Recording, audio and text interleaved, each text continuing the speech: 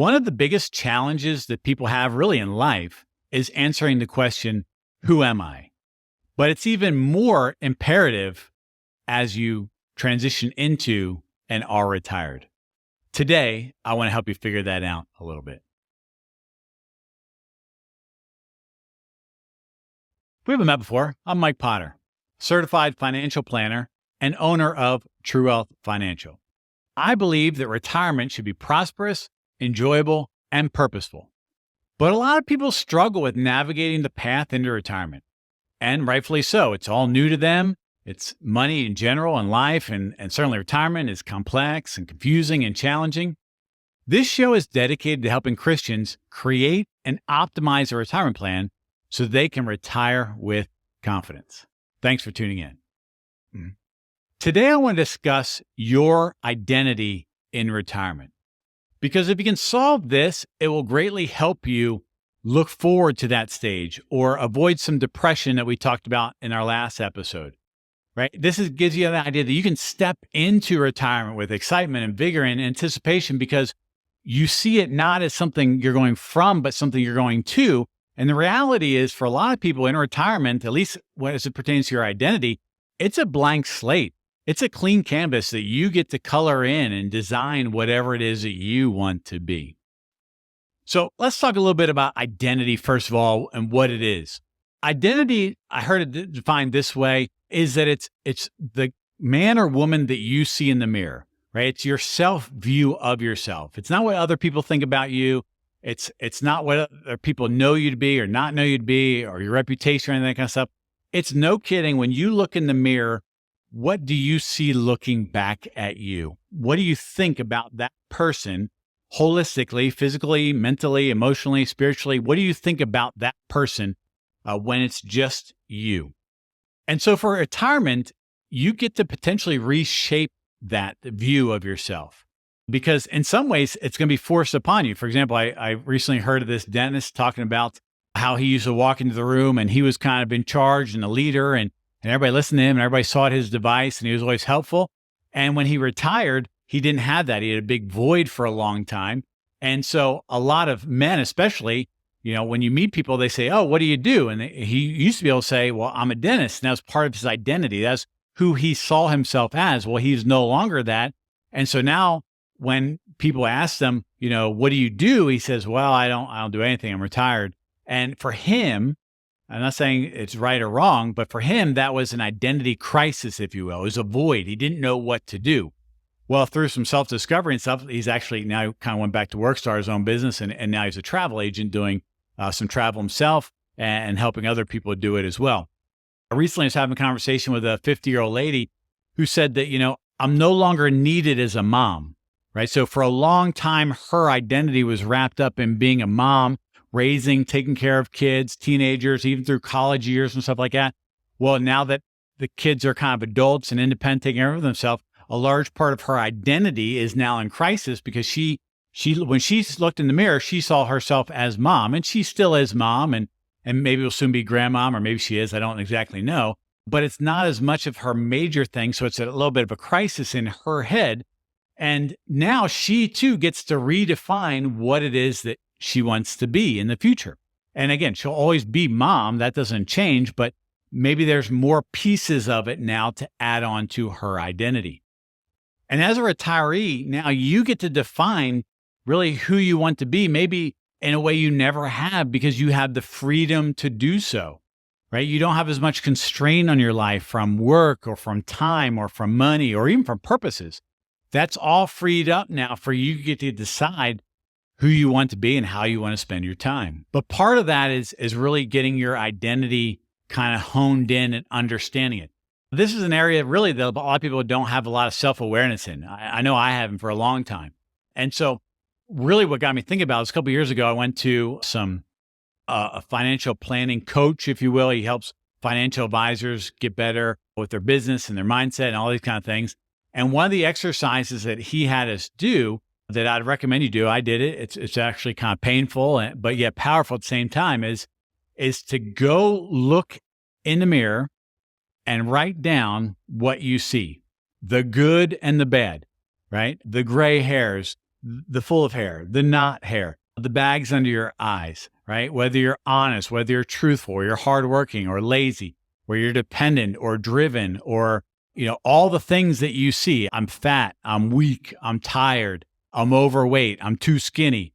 The physical things, the mental things, I'm not who I should be in this regard. I'm not a good spouse. I'm not a good parent. I'm a really good grandparent. I'm a really good spouse, right? Write down all those things that you see about yourself. And I'll tell you, it can be painful. The first time I did it, it actually brought tears to my eyes, right? Because this was the view I had of myself. And honestly, it wasn't really too good. And we're going to talk about some of that here in a little bit. So part of that was, again, something I've been working on, is the idea, where did those thoughts come from? Right? Where did those thoughts come from? You weren't born with those thoughts, right? Those are thoughts really that have been interjected from the outside in. I recently read this book, and it talked about how Adam was in the garden, and after he ate of the fruit, right, he goes and hides, and God comes looking for him, and Adam's over there hiding, and he says to God, I was hiding from you because I was naked. And God asks him this, he says, who told you that thou was naked? Who told you that? Who told you that, Adam? I didn't tell you that, right? So Adam had to be told that from somewhere else, and it's that self-talk, right? Dr. John Deloney talks about the idea in one of his books that we all have a dialogue that we tell ourselves. We all have stories that we tell ourselves, and we trust ourselves the most, whether those stories are true, because they're repeated, right? They're on a loop. 90% of them are negative, and we trust ourselves, right? So those stories that we tell ourselves over and over again, they shape how we see ourselves, which shapes our identity, which shapes how we play out in life and in retirement. So the next thing that Coach Joe had us do was to go through all those thoughts that we saw in the mirror, right? All those things, and then put a plus or minus. Do they serve you or do they not serve you? And get some awareness of these thoughts. And are they positive or are they negative? Are they driving you towards the person you want to be, or are they not?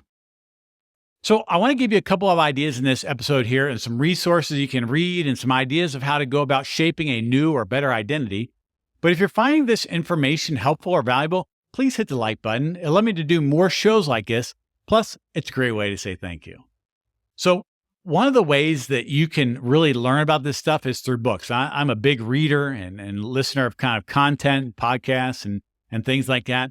And so I want to give you a handful of books that you can read. They'll give you some ideas, some from a, philosophical perspective, if you will, mental construct, and then maybe some to apply that might help you, right? So the first book, I couldn't find on my shelf. I have 4 or 5 different bookshelves, and they're not, sadly, my books aren't organized as I like them to be, and I couldn't find it. But it is Man's Search for Meaning by Dr. Frankl. All right, so Dr. Frankl, Viktor Frankl, was a Jew in Austria pre-World War II, and he had this logos theory, right? It's the idea of logos therapy, right? So it's the idea of life of meaning, right? So you get the idea of, you get to define by having a meaning in your life that has purpose to your life. And so he had this theory, and then he went into the concentration camps, and he actually proved out his theory to be right, and then became a book and an author and write about. And one of the things he wrote about was Man's Search for Meaning, because he believes that it's meaning that gives life purpose and value and perspective and joy and all those kinds of things. Based upon that book, this book is Hero on a Mission, written by Donald Miller. It's kind of that same idea, but kind of modernized, if you will, put into the form of story and movies and things like that. It's the idea that you are a hero and you have a mission in your life to accomplish. And your job is to figure out how to do that and then go about the idea of solving it. This is called Mind Your Mindset. It's the idea that your mindset plays a large role on how you see yourself, how you live out yourself. It was actually in this book that he referenced another book where I got that thing of Genesis of who are you, right? Where did Adam get that from? It obviously came from some other perspective. A great book that I read that really helped me with this, it started me kind of down this path, was Dr. John Deloney's Own Your Past and Change Your Future. Again, I couldn't find it. I think Mrs. Beautiful is actually reading it now, so I couldn't find it, but I highly recommend that book. Again, that's the idea that we are shaped by stories from society, stories from others, and stories from ourselves, right? Our past shapes that of the stories that we tell ourselves, and we have the opportunity to change our future by changing the stories in our head.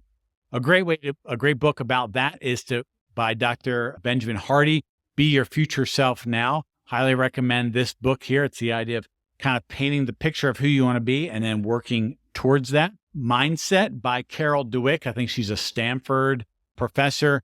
Great book on the idea of there's two mindsets, fixed vice growth. So fixed means it's limited. You're kind of born this way. So people say, I'm not good at math, right? Like you can never be. You were born not good at math. You can't do math. Well, math is a learned skill. We all generally learn it in life. No baby can do math. It's something we can learn. And so the idea with a growth mindset, you would say, I'm not good at math yet, but I'm working on it, assuming you want to get better at math.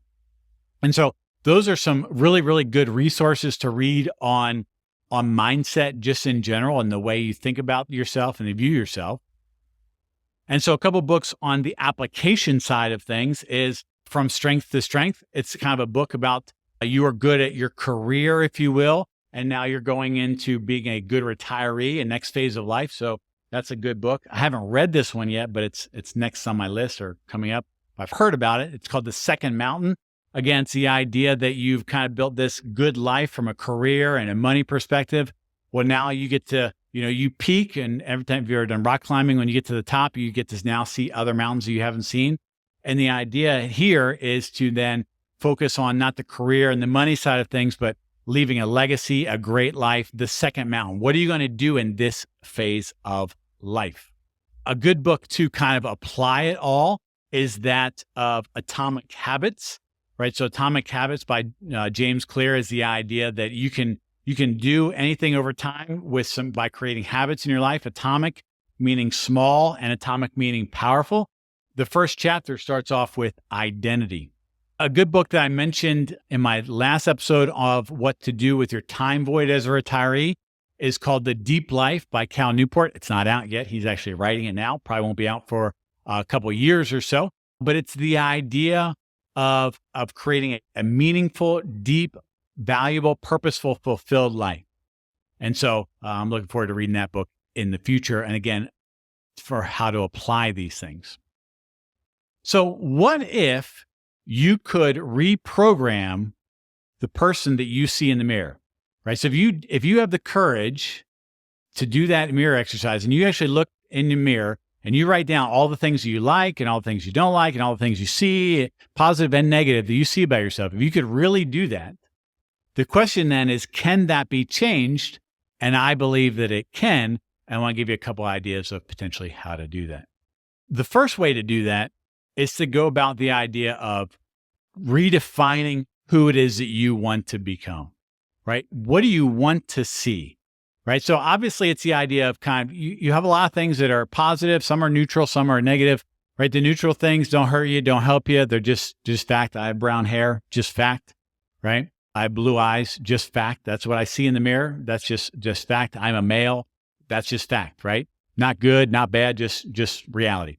Then there's things that I don't like, right? So the don't like things are things that you want to change, right? You want to get rid of those bad things and institute new things. And then the positive things that you already see, you just want to maintain, right? So like I'm a spouse that listens. I'm an engaged dad, or I'm an engaged mom, or I'm an encouraging coworker, right? Whatever these positive things are, you just want to maintain those. But it's really the negative ones you want to reshape. So the way to do that is to begin to pick out some of them and redetermine what you want them to be, right? And so I'll just share a couple of mine with you that I'm working on now being the last year or so. And so these are about 5 things that I am purposing on and trying to reshape the identity, right? So number 1 is I want to be a man who's driven by purpose. There are some things that I want to achieve in my life, and I am 47 years old, which means more than likely, statistically, half my life is done. And what is done, but I have, Lord willing, Lord tarries, and I allow to live, for however long. I have some things that I want to accomplish, some purposeful things I want to do. So I want to be a man who's driven by those purposes and not by pleasure as much as maybe the younger man of myself was. I want to prioritize health and energy. This is another thing. For a long time, I didn't. I prioritized a lot of things in my life. and I just took my health for granted. I didn't really care about my energy. And so as I get older and get to, step into these other areas of life, it's something that I want to prioritize, right? So I tell myself every day, I am a man who prioritizes my health, physical, mental, emotional, and spiritual, right? So I want to have the energy to kind of step into these things in life. Another area of mine that I'm refocusing on my identity of is that of what I say is I tell myself that I'm maintaining a G2 mindset. G2 is growth and gain. So growth, going back to Karen DeWitt's growth mindset book, where the idea that I'm learning, I'm growing, I can, if I'm not good at something now, I can become if I want to be, and I can step into that and get better at it. And then gain is a gap and gain kind of construct from a different book of Benjamin Hardy's, which is the idea, instead of focusing on what you don't have and what you didn't achieve, focus on kind of the gains that you have made, right? So constantly trying to learn and grow and develop as a person and recognizing the progress that I am making, right? Number 4 is I want to become a master of retirement planning, right? I believe I'm a very good financial planner. I believe that I know how to build wealth. I can take just about anybody if they are committed, and I can help them build wealth over time, to have $1 million net worth. It's not that hard, honestly. If you can control yourself, that's the part that's hard. And it takes time, it takes discipline, it takes structure. But retirement planning is nuanced to a whole new level, right? There's a proven path to wealth, I call it. But when it comes to retirement planning, everybody's retirement plan is different because everybody's retirement is different. And figuring out what you want to do and getting clarity on stepping into that, and then taking all of your capital and resources and energies and everything and applying it to there. And you have so many different levers and opportunities and things that you can pull in retirement that play a different role. It is so unique and so challenging, and everybody's different, which is really what I love about the idea of it. It's very challenging. So I want to become a master of it. And honestly, I never will, because again, it's all unique. You cannot solve a complex thing, right? There's a book that I heard about that talks about and the systems in the world. There's a simple system, right? Addition is simple. This plus this equals that. That's a simple system. There's complicated systems. It means it's not as easy to figure out, but you can come to a correct answer. Like taxes, for example, is complicated. There's IRS publications and things like that. But eventually you solve to a number. This is your tax due. This is your tax refund, right? It's complicated, but it can be solved. Complex is something that there is no one right answer to it. So your retirement is different than my retirement, which is different going to be from someone else's retirement. So there's no one answer to get to. So it's a complex system, and the best thing you can do is only try to manage it and optimize it, right? So that's what I love about retirement plan. And the last thing that, again, I'm trying to work on is focusing my attention. I say that, throughout the day, there are 100 things vying for my attention. I have a choice of what I pay attention to. Recognizing, of course, that my attention is going to cost me, right? Once I pay attention to something, that time is now gone. And so it might have just been a distraction taking me away from it, right? So these are things that I personally am working on. So, I share that, not to say make it prescriptive for you, but just to give you an idea of some ideas. You want to identify those. Then what you want to do is you want to rep it down. Zig Ziggler talks about self-talk. If you ever heard Zig Ziggler talk about, he's a motivational speaker from the 70s, 80s, 90s. He was big on self-talk. Again, it's the idea that who you are or who you see yourself is shaped by the stories you tell yourself. Well, you have to tell yourself a new story, and Zig Ziggler did that by self-talk. You can just, if you Google Zig Ziggler self-talk, you'll get a blank sheet that he would use that you can download, and you can reuse those, and just start there. And every day, maybe morning or evening, or at least once a day, look in the mirror and tell yourself a new story. And it'll feel so uncomfortable, and it'll feel so, this is not me, but this is who I want to be, right? So one of those things that says is a good finder, right? So I am looking for the good in people. Instead, naturally, maybe you might look for the bad in people. Well, they're this or they're that, or I don't like them, or they cut me off, or they're mean, or they're nasty, or whatever, right? And you make split judgments on people, right? We all do it. But instead of doing that, becoming a good finder, right? So the more you tell yourself these things that Zig lays out, you'll start to apply them to your life, and it'll shape the way you see yourself, right? Going back to Coach Joe of the idea of rep it out, right? Does this story that you've been telling yourself, does it profit you? If not, change the story and then repeat it, indoctrinate to yourself, right? John Deloney, same idea. The stories that you've told yourself have shaped who you are. That's your past, right? You can't change your past, but you can own your past for sure. You can learn from it, but you can change the future, right? The future is up to you to determine. So these are things that I do from a self-talk perspective. And it's really weird, especially when my wife sees me and stuff like that. But it's just, it is. I do it multiple times. I do it in the morning. I do it at night.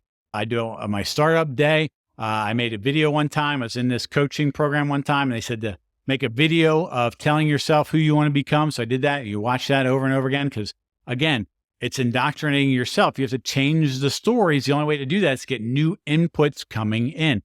And honestly, very few people are going to do this for you, right? You might have a person or two or three or four into your life that are speaking into you, putting new things into you.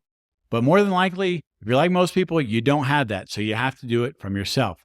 And retirement is a great time to do that.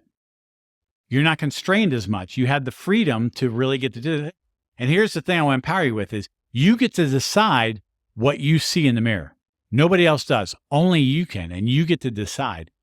I remember hearing about this girl one time, and she was wise beyond her belief. I think she's maybe like 10 or 12, somewhere around there. Her family was moving, and so she was one way. She was known one way, and for her specifically, as being very antisocial, very shy, very reserved, not being friendly, kind of always the wallflower or whatever. Well, I don't know how she got the idea, but she got the idea that she's moving somewhere else where nobody knew her.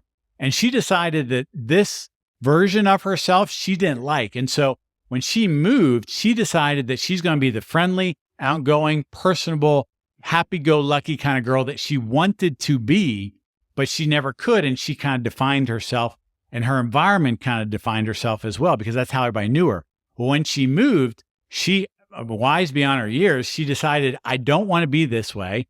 I want to be this. And now the environment that shaped me is now gone. And so now I can redefine it, and I get to decide because it's all new. You, as a retiree, have that same opportunity to reshape the man or the woman that you see in the mirror, because a lot of the construct that you were under, the environment, the constraints, will be lifted off of you. So as we conclude today's show, we talked about identity in retirement. If you're still with me and you're finding this information helpful, maybe you want to subscribe so you'll be notified of future episodes. Imagine what it'll be like where you can decide 100% of what you want to be in retirement. It's a blank slate. It's a clean canvas. And if you can work on this a little bit, it will help you greatly retire with confidence. This is all part of the non-financial aspect of retirement planning. We talk about it in step 3 of our retirement framework. Now, ideally, this should also be done in conjunction with a comprehensive retirement plan. If you don't have a retirement plan, a good first step might be to engage in a true wealth assessment. It's a financial checkup of sorts to determine how retirement ready you are. It'll help you give you a clear understanding of where you are financially, access to right capital, which is our financial planning tool, and a one-page plan on ideas that you can implement to improve your retirement plan. If you already have a retirement plan, a good micro action might be to identify a couple of new areas that you want to step into to reshape your identity and revisit that in your financial plan to see if you have any capital applied to that. Remember, when you transition into retirement, you get the opportunity to redefine yourself, your time, and your life, and your identity is a big part of it.